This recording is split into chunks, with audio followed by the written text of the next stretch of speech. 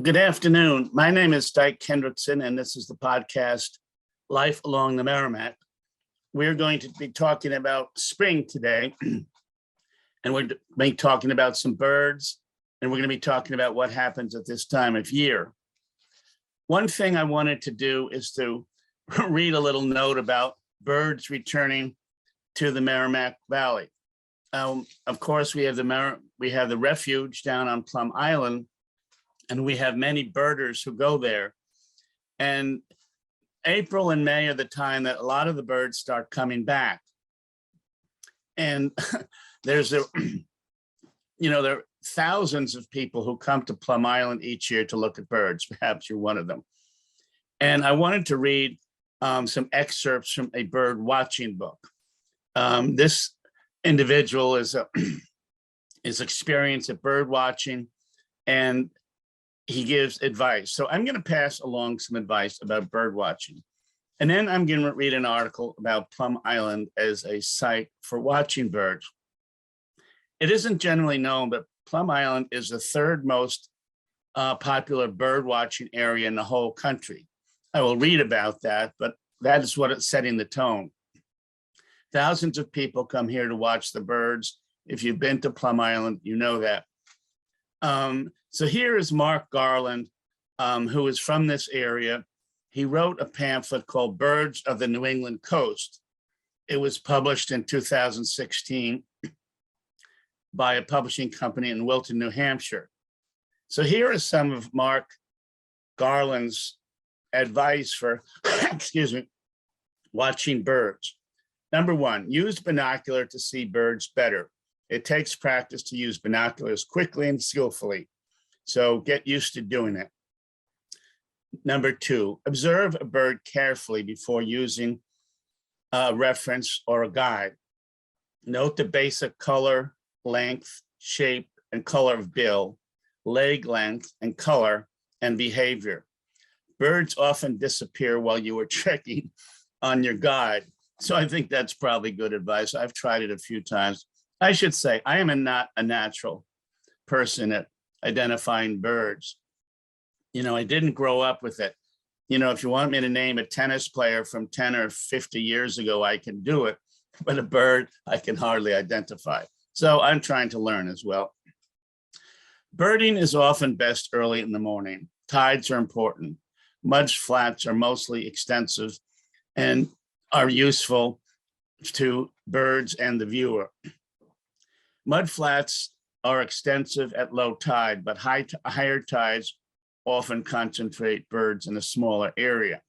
So that makes sense. If it's high tide, then the birds are going to stay out of the water, and they're going to be in a place where you can see them. Utilize local nature center employees or refuge visitor centers. Compare notes with all birders you meet in the field. And this is true. When I've been doing my inept version of birding, if you're down there and you ask a question, people who are birding are often very helpful. They'll say, look over there, or, what you're looking at is an egret, not a crow or something like that. And so utilize, talk to people, go to the visitor centers. As you may know, there's the Audubon Society has a visitor center on Plum Island Turnpike, and so does the Parker River National Wildlife Refuge. We are very fortunate to have two really top flight facilities to help, and I've been to both of them. People are helpful. There are a lot of volunteers. There are pamphlets, and so that is one way you can learn more about birds, is going to these centers. Here's number 6. Observe birds from a distance so you don't make them alter their behavior. Shut car doors quietly, speak softly, even if you see a rare bird for the first time. So that kind of makes sense. And if you've been down there at Hellcat, which is one of the big areas to look at birds at the wildlife refuge, there are a lot of people there. They're quiet. There are some people are looking through binoculars, and some people are taking photos. And so, this is a situation where a lot of people are experienced And photographers are really, they're particularly concerned with having a quiet area, because obviously if there's noise, if there's different kinds of distractions, the bird will leave and they won't get much of a photo. Now, this is the last presentation of what to do while bird watching. Birds are along the New England coast all year long. Migration season peaks from March through May and from August through October. Summer is when birds are nesting and raising young. A surprising number of birds spend winter along the coast. So, as you may know, the Plum Island Wildlife Refuge is kind of a resting spot for birds. Some of them fly north. Of course, in the fall, they fly south. And it is an area where, as I say, many people come to go birding. They take photos, and it's a jolly time out there, I must say. So you listen to the podcast, Life Along the Merrimack.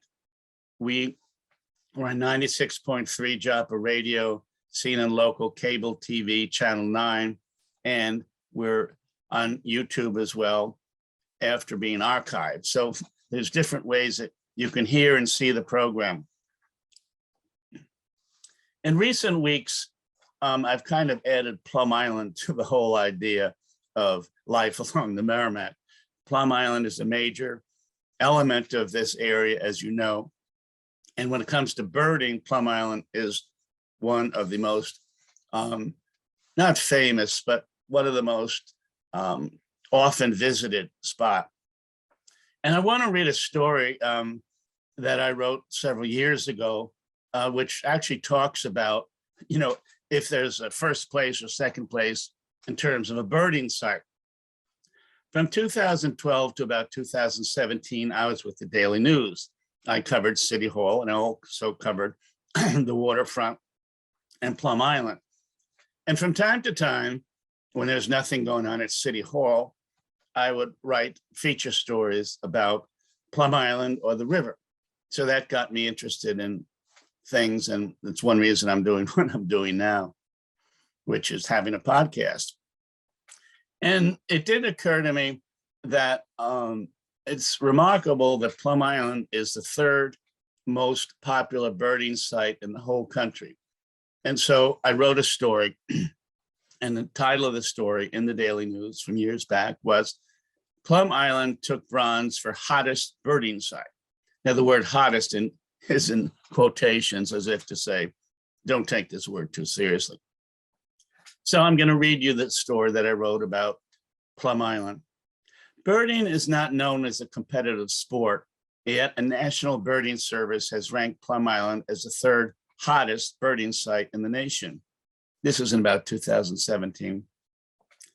A list of the largest number of birds reported is kept by an online site called eBird, which birders report sightings to that different online site.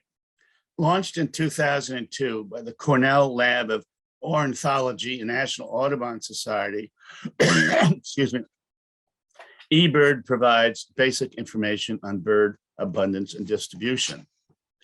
Organizers say that the eBird's goal is to maximize utility and accessibility of the vast number of birds. In May 2005, participants reported to this website more than 9.5 million bird observations across the world, according to eBird's website. In a recent assessment, Cape May Point in New Jersey ranked #1 with 369 species cited over a period of time. Aransas in Austral, Texas ranked #2 with 366 species. And Plum Island was third with 365 species. Members of the local branch of the Mass Audubon on Plum Island Turnpike appear interested in the statistics, but indicated they will not be launching a campaign to overcome Cape May Point. The list is interesting as citizen science, but we have no plan to try to lead the list, said David Larson, Science and Education Coordinator at the Joppa Flats Education Center at the time. Most of us think of Plum Island as a great place to see birds, but we're not into the rah-rah stuff of competition.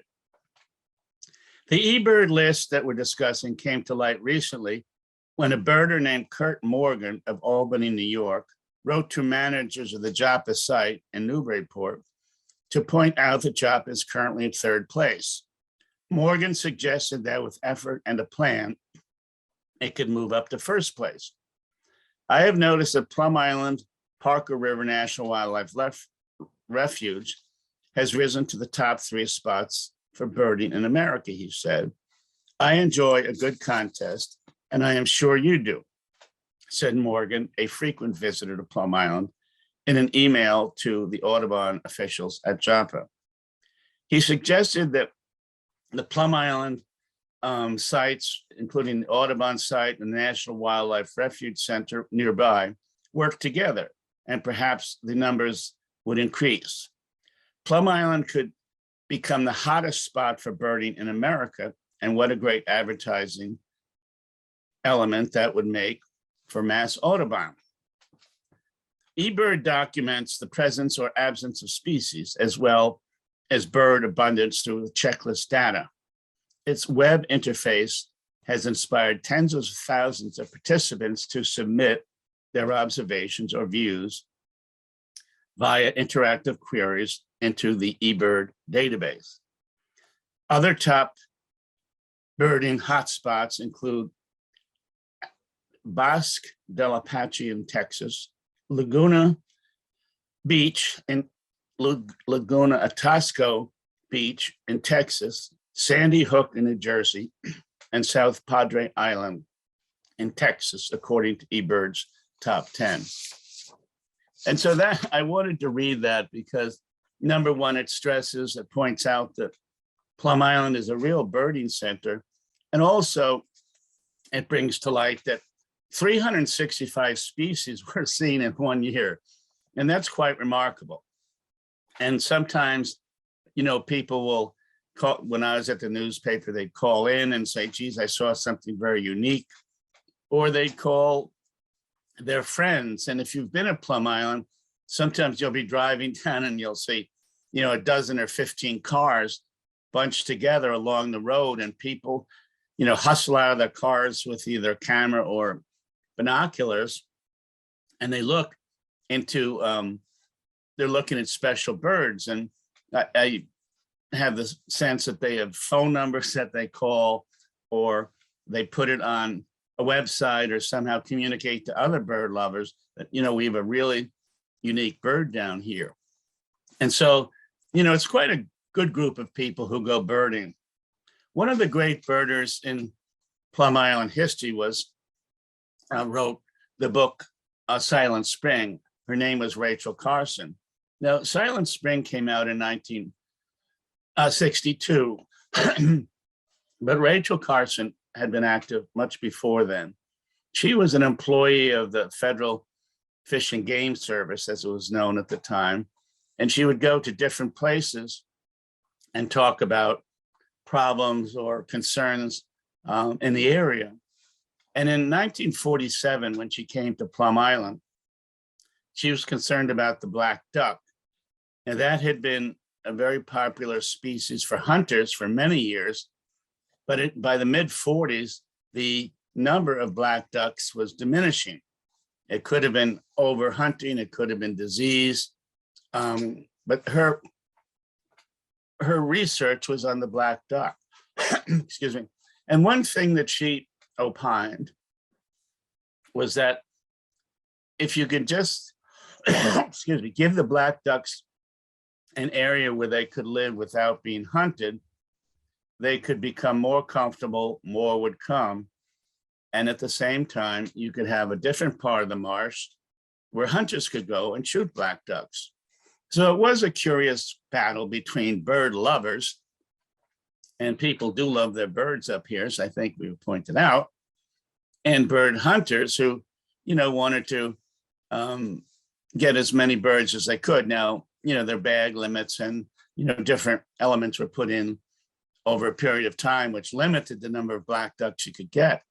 But there was a real big political battle in the 40s between bird lovers and the bird hunters.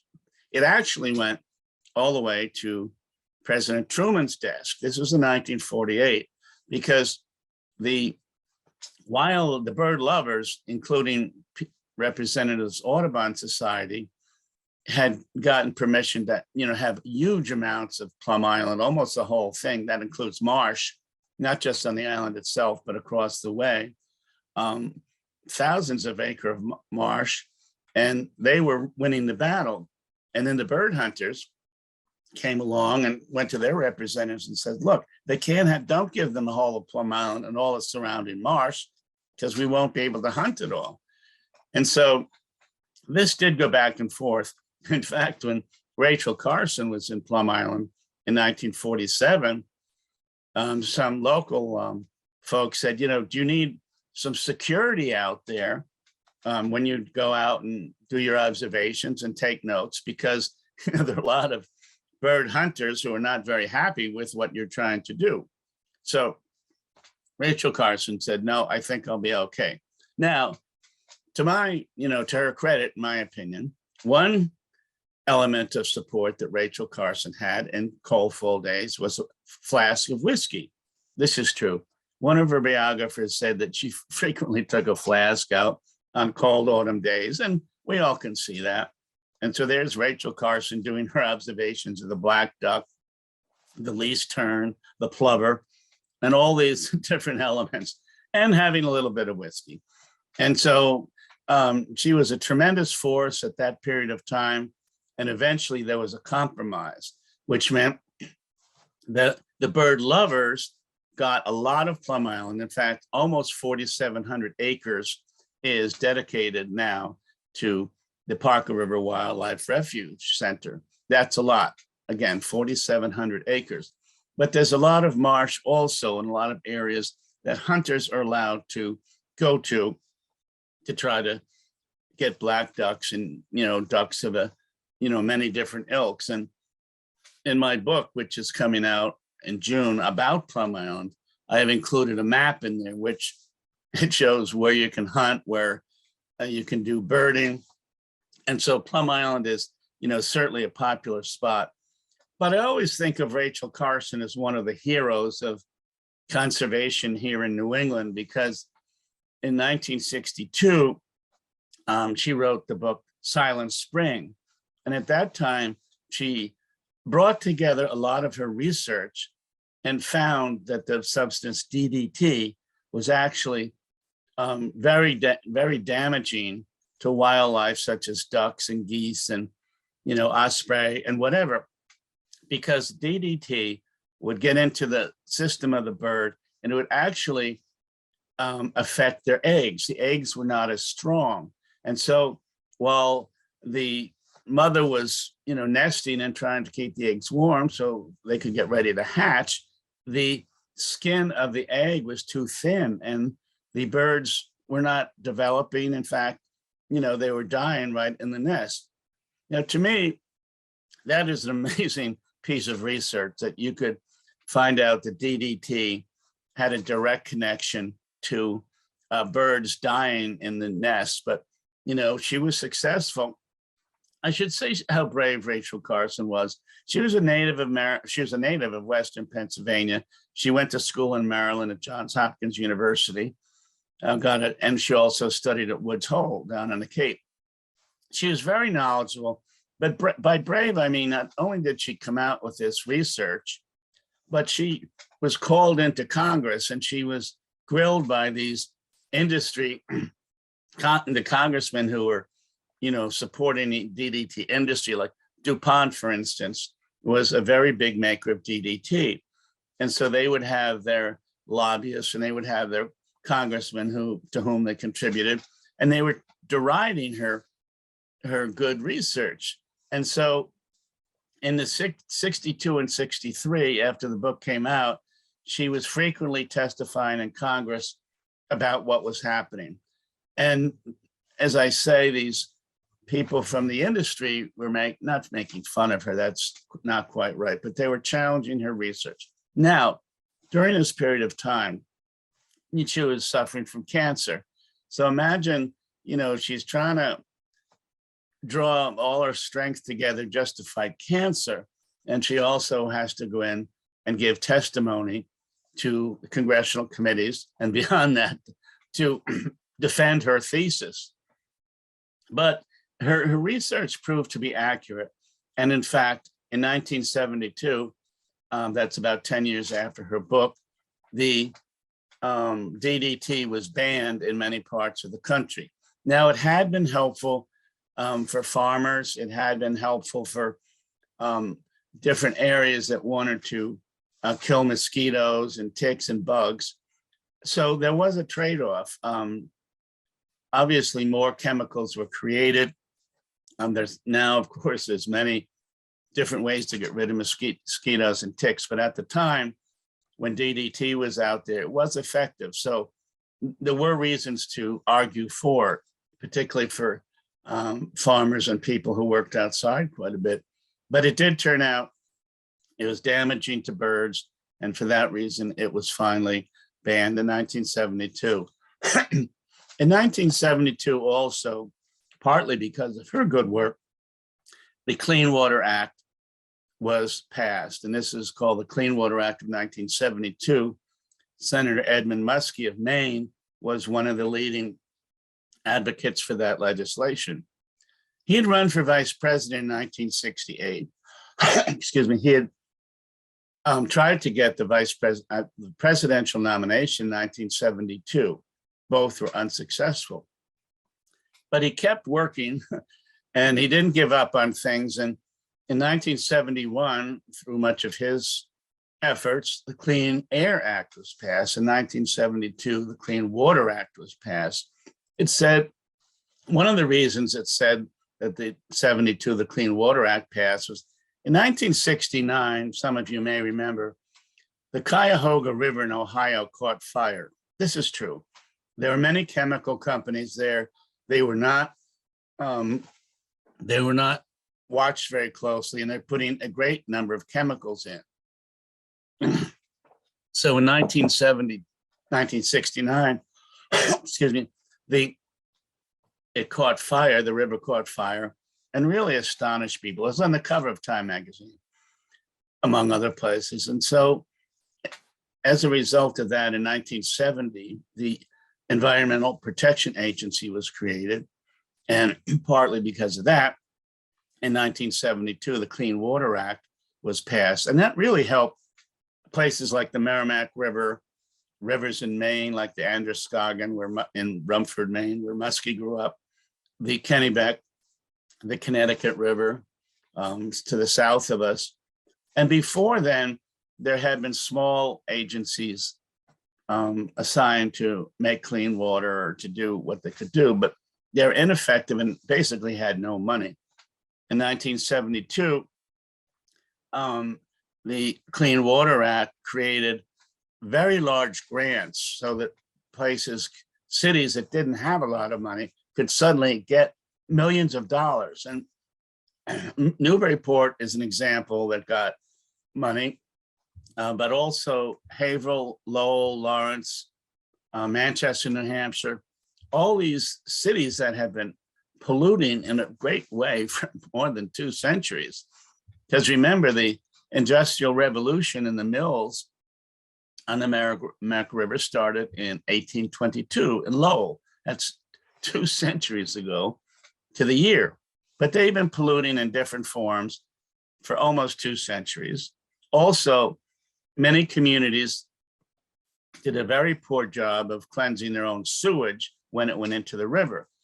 And so to have these billion-dollar programs, which provided million-dollar grants to places on the Merrimack River, was a tremendous asset to this area. It started cleaning up the river.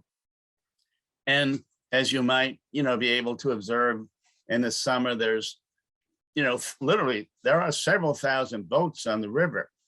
It's cleaner, you can fish, you can swim. It's not perfect. I think we talked about that. There still are still some cities upriver do a poor job of cleaning their sewage, because what happens is if there's a heavy rainfall in, say, Lowell or Lawrence, not only does the sewage go into the sewage treatment plant, as it should, but the rainwater goes into the sewage treatment plant. And the plant cannot absorb the sewage and all this influx of rainwater. So they release the whole amount into the river. This is true. They're called CSOs, combined sewage overflows. We've talked about it on this program before. And so the local and state officials now, and I'm saying, April of 2022, are trying excuse me, to divide excuse me, I must have a glass of water here, to create ways of telling people downstream that sewage has been put into the water. So that's going to be about it for me. This is Dyke Hendrickson. The podcast is Life Along the Merrimack. We appear weekly and we repeat it from time to time. We're 96.3 Joppa Radio or Channel 9 local cable TV. Also, we're on YouTube as an archive matter. So we'll be with you again next week. Thank you for joining us, and we'll talk again.